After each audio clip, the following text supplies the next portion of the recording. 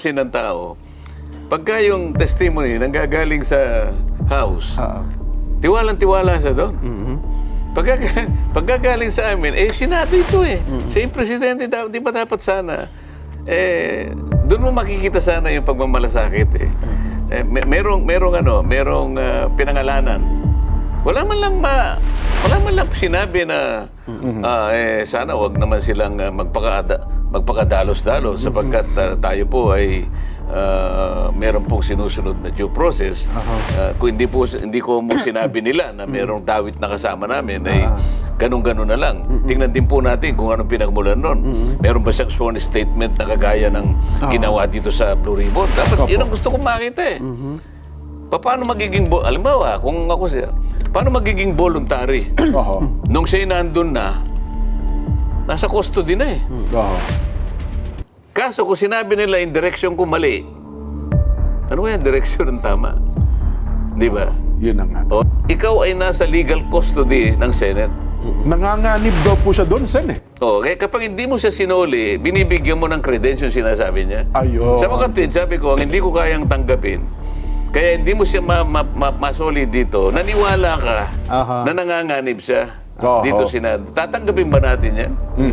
Tayo Senado ay hindi natin kayang proteksyonan. Ito ngayon ang problema. Sabi ko, medyo madidisgrasya ang integridad ng ating inquiry dito pag gaganyan.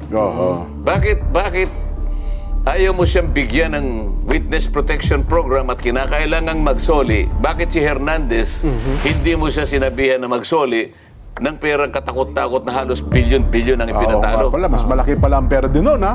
Bakit ganun? Ang daming sasakyan din nun. Nakikita nyo ba ang pagkakaiba ngayon? Pagka nandun sa House of Representatives, kagyat na bibigyan ng witness protection kahit hindi siya magsoli. Kaya Diskaya, kailangan magsoli ka muna. Tingnan po ninyo ang pagkakaiba. Hindi naman daw ata humihingi na maging witness itong si Bryce Hernandez sa Senate.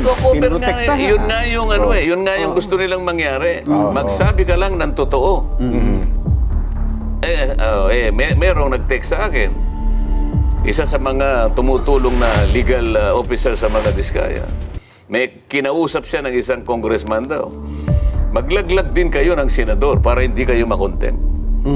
Ganito na ba? Tingnan ninyo, historically, ano ba nangyari kay Grijaldo, hindi ba?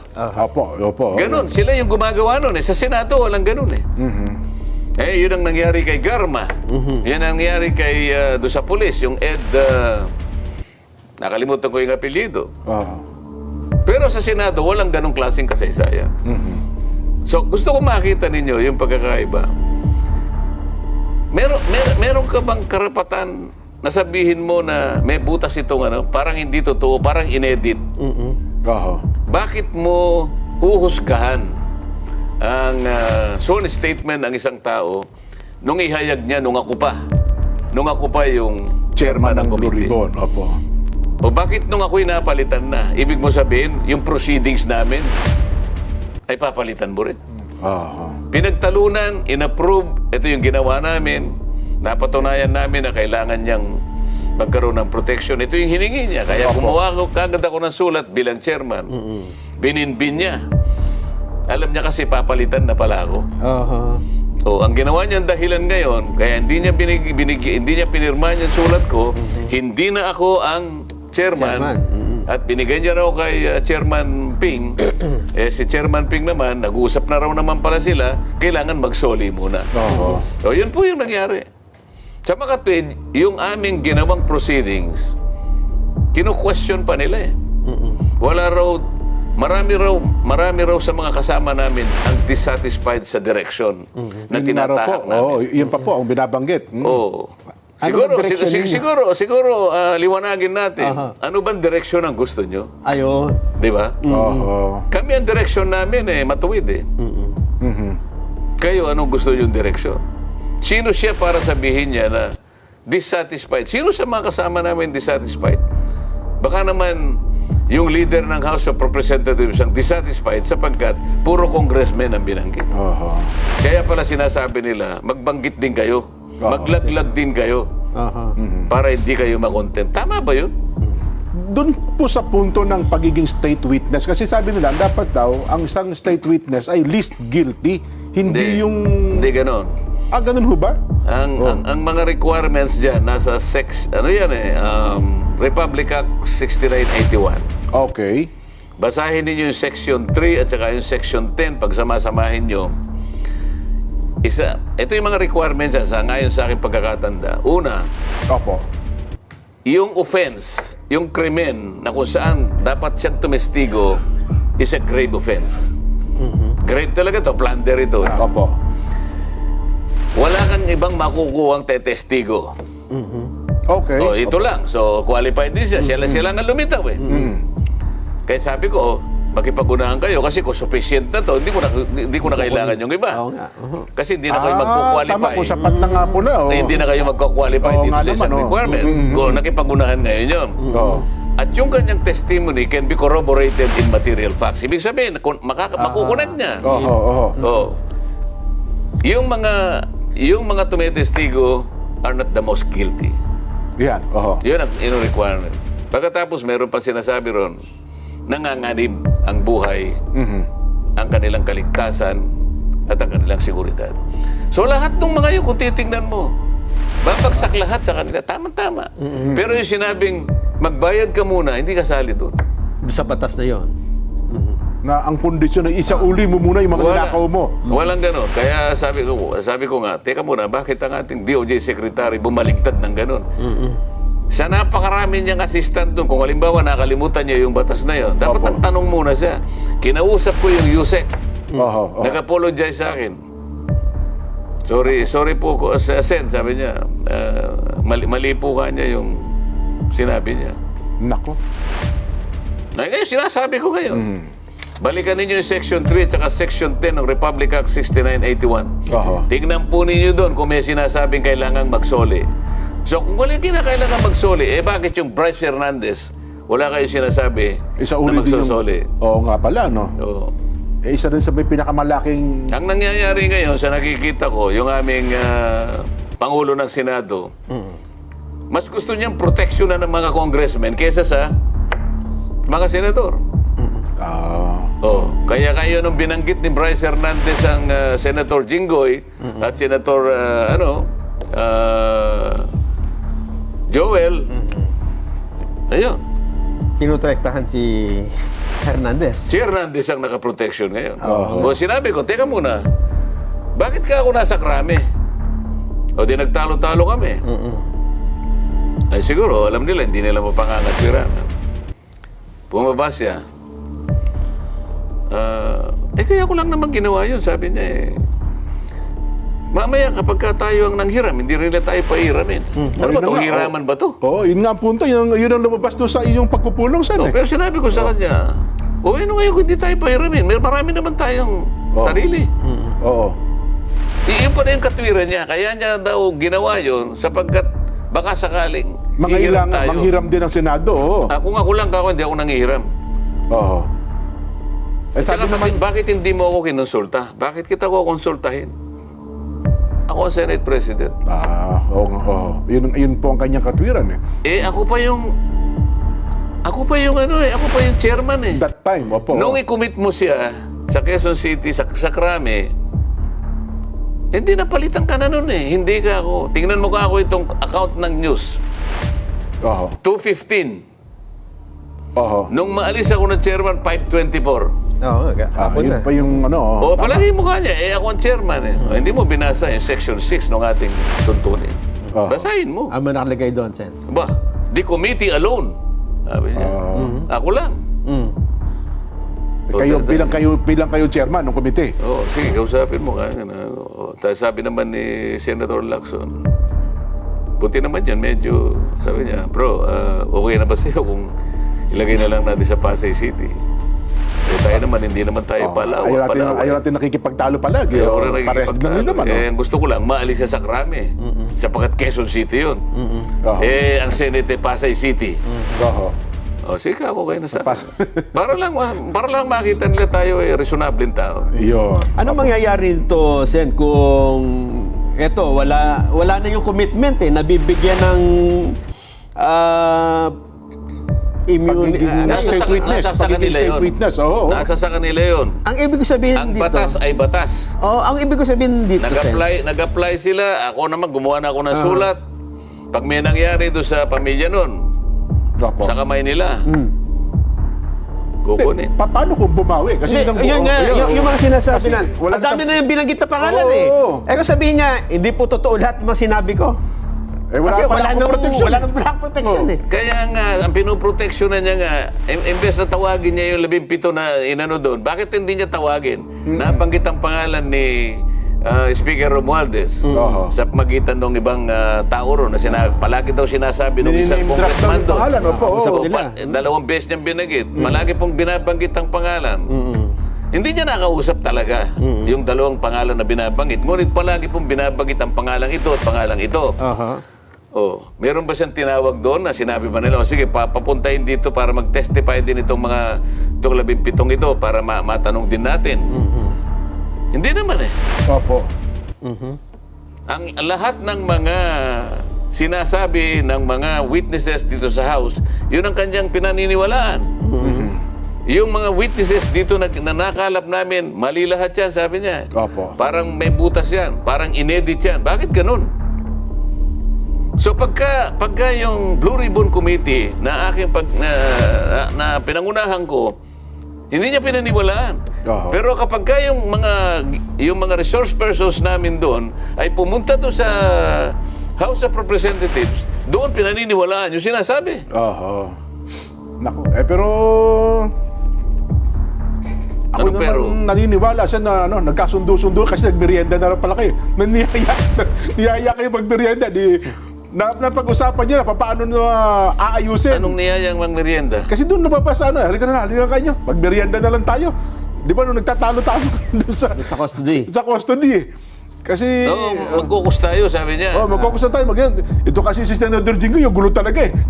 Dinig doon sa ano eh. Anong nalaman nyo nung pagkatapos nun? Hindi, nag-focus na lang ako kayo. Siguro sabi ko naman, Ay, siguro hindi, naman nag-focus sila. Nag-focus kami rito. Hindi, hiwalay kami. Ay, wala yun ba? Uy, Akala ko pa akala nyo naman nagmerienda pala kayo. eh. Hindi. Akala ko nagbigay siya ng kahit merienda man lang. O, sige, maayos na tayo. Tayo naman yung mga maginoo. Pare-parehas naman tayong mga senador eh. Nung una yata, Oo. si Senator Jinggoy, akala niya doon siguro yung puntahan. Opo. Doon siya pumunta. Kaya lang nakahiwalay din siya. May Oo. nakakita, andito yung iba, nandun siya sa malayo, kumakain siya mag-isa. Ganun po Kasi ba? nahanap ko rin siya eh. Oo. Siya Ay, nag-privilege speech eh. So tapos pagdating ni Senator Alan, nandun ka, kumakain ng spaghetti. Opo. O siguro nalaman niya, nasan kayo magkasama ko? Nagtanong-tanong, nandun sa kami, pinuntahan kami. So, may hiwalay silang caucus, may hiwalay kaming caucus. Oo. Pagka ganyan, Jen, Oo. parang nawawala na ng di ba? Parang lumalabo na may makakasuhan dito kapag humihina yung nawawala ng loob yung mga tetestigo, di ba? Sayang naman. Pero anyway, Sen, ilatag natin kasi meron tayong Vox Populi sa araw na ito at nang sa ganun ay makapagbigay din po ng komento ang ating mga kababayan. Teka muna, ano ba yung tingnan nga natin, ano Ito ba po. yung, ano yung propose? Oho. Ito na po. May makakasuhan kayang promotor. Yan. May makakasuhan kayang promotor ng katiwalian sa flood control sa takbo ngayon ng investigasyon sa Kongreso at Senado, Kamara at Senado. May mapapala pa ba tayo? Ba't dalawa yung tanong? Oho. Oho. Pagsamahin mo na yun, dalawang tanong eh. Oh. May Bakit ba- mapapala pa ba sa investigasyon, sa takbo ng investigasyon? Yan. Ganun na lang. Opo. Oho. Sige. May mapapala pa ba tayo sa takbo na? Pakibaba mo nga ulit. Teka muna, Kuya. kailangan natin i-discussion. Ano ba yung takbo ng kanilang pang-investigasyon ba? Sana tuntunin din nila sa inyong direksyon ninyo. Kasi sabi yung direksyon Eh, nyo mali yung... nga daw ang direction ko eh. So, ibang direction ang gagawin nila. Ngayon, itanong mo, ang itatanong mo ngayon, sa pag-iba ng direksyon. Oho. Kasi nga, sinabi na niya eh. Opo. Marami raw dissatisfied, mali daw ang direction. Oho. O sige, ang gusto ninyo, anong gusto ninyong tuntunin na direction? Hindi ko nga alam kung saan papunta yung direction. Ako, north ako eh. Opo. Oh, siguro sila south. Teka lang, curious lang po, Sen. Kasi binuo na yung Blue Ribbon. Kayo ba yung bahagi pa rin ng Blue Ribbon Committee? Vice Chairman. Vice Chairman. Minority. Ulitin natin.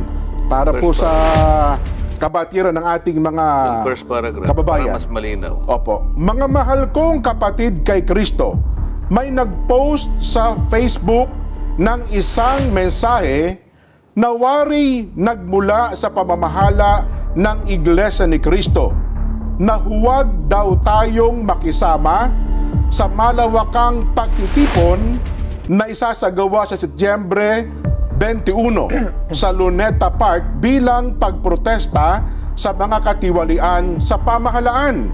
So walang sinasabi, walang pasabi Opo. na nanggaling sa iglesia na sinasabing Wag. huwag kayong sumali. Opo. Wala pong sinabing ganon na bilin. Wala pong gano'n. Opo. Kaya sa pangalawang paragraph, Sen, sabi po ay hindi totoo na iyon ay galing sa pamamahala. Kaya nga. Opo. Ibig sabihin kasi parang kung sino man ang gumawa niyan, mayroon ng bilin ng INC na huwag kayong Sasali. Huwag kayong Opo. sasali diyan. Kasi nakalagay po doon sa post, Sen. Ayoko na po ipakita itong post na ito sa social media. Baka ma-promote pa, no? Nilagay kasi nila doon, ibinibilin sa atin na huwag tayong makisama. Nakalagay po doon sa kanilang pinakalat. Yun po yung Yan mali. hindi totoo. Yun po yung hindi totoo. Pwede yung gumawa niyan, yung ayaw magtagumpay yung gagawin. Ayun, Kung well, sino man yung yun nag-organize po, niyan. opo.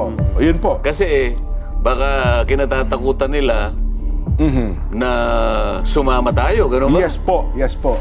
So inunahan na tayo. Pinre-em po ata nila yung mga mangyayari na yon. Oho. Ay well, ito po at least ay malinaw ang circular sa atin. At sana po ay naging malinaw doon sa lahat ng ating mga Pwede, tunisubaybay. pwedeng sumama si Saito. Wala sinasabing huwag. Oho. Kasi hindi naman sinabing huwag eh. Ayun nga. Opo. So si Saito pwede sumama. Hindi ko na Gano'n po ba? alam Gano'n ba? kung... Hindi, ikaw naman. Pinakamabuti sana hintayin natin ang check kung meron mang magiging bilin ukol sa bagay na yan. Hindi, kasi yan pinangungunahan eh. Opo. Kasi kung meron Sa takot bilin, nila, hindi, gumawa tayo ng paraan para sa ganun ay hindi sila sumali. ang Ang isang... mabuti na sa kanila namang galing. Opo. Isang malinaw dyan, Sen, ang kaparaanan natin, hindi po pinadadaan sa social media. Meron tayong kaparaanan kung papaano po ipararating ang tagubilin sa mga kapatid at sa mga kaanib po sa Kaya Iglesia lang, ni kasi Cristo. kaya nila ginawa yan. Hindi para sa miyembro eh. Yung hindi miyembro. Oo. Para sa ganun ay maisip na, talaga palang ang iglesia ayaw ding sumama dyan. Yun po ang gusto nila. Walang ganong bilin pala. Wala po. Di ba? Ayun. Sana po ay naging malinaw yung bahagi na yan, Sen. Tuloy pa po tayo doon sa ating mga pagtalakay. Balik tayo doon sa Senado. Nelson, ano pa Sige. ba ang gusto mong ipunto sa kabatiran ng ating mga kababayan? Sige, discuss mo muna at hindi daw gumagana yung QR code eh. Ganun ba? Sa Ayusin mga text sa atin? Ayusin ko. Parang ano eh. Na- Binaha ata tayo. binaha. Ayusin ko muna, ha? Pero, Ang lakas kasi ng ulan, baka bumaha na naman sa... pero ang dito sa pangyayari po ngayon sa Senado, ano po bang dapat na maunawa? Kasi ang daming, lumulutang na mga tanong ngayon. Ano ang mangyayari sa susunod? Kasi sa pagsasalita po ng Senate President niyo, parang ang kinomentaryuhan niya ay ang mga miyembro ng Kamara de Representante. Samantalang yung dalawang senador na nabanggit po kasama niyo sa Senado, parang tahimik po siya doon sa punto na yon, Sen. Hindi lang yun. Kasi nakita mo naman ang mainstream media. Opo. Nung nagsalita yung Diskaya at binanggit yung mga 17, ito wala akong sinasabi, binanggit lang. Opo. Hanggang doon lang tayo, binanggit. Depende na kung saan anong kapupuntahan ng pagdinig na ito. Pero maliwanag na nagbanggit siya ng 17 pangalan. Opo. O tingnan mo yung mainstream media. Hindi naman hindi masyadong kinagat yun eh. Pero nung nagsalita yung Hernandez at binanggit yung dalawang senador, sumambulat kaagad eh. Ngayon, ang pinagtataka ko naman sa panig ng aming leader, ako naman kayo rin naman siguro napapansin ninyo eh. Pagka yung Diskaya ang nagsasalita, ayaw niyang paniwalaan. Aha. Oh. Pagka naman yung nagsalita yung Hernandez, paniwalang paniwala. So lahat ng mga witnesses doon, mas pinaniniwala niya kaysa witnesses na ipinundar natin dito sa Blue Ribbon Committee. Oh, hindi mo ba nakikita yung kabalintunaan dyan? Dapat sana nabahala siya sapagkat binanggit ang dalawa sa kasama namin. Pero wala kaming makita na ano eh. Kumo ba hindi nabanggit, halimbawa, walang nabanggit na gusto ba niya, si Diskaya nagbanggit din ng na senador, ganun ba? Bakit magugustuhin niya yun? Siya yung Senate President. Nakuha mo ba yun? Tama, Dagdagan mo pa na yung Diskaya talaga namang kalabang politika ng kanyang pamangkin. Sana yung ganong mga pagbibigay niya ng komento, kakitaan sana siya ng pagiging objective sana. Dito maliwanag na na may kinikilingan na siya. Hindi nagiging mabuti, lalong-lalo na sa mga kababayan natin. Palagi ko sinasabi, huwag mong uhusgahan ang katalinuhan ng mamamayan. Alam nila eh. Pumunta ka sa social media at tingnan mo kung anong sinasabi nila. Sinong nasisira ngayon? Sinong napupulaan? Yung Senado.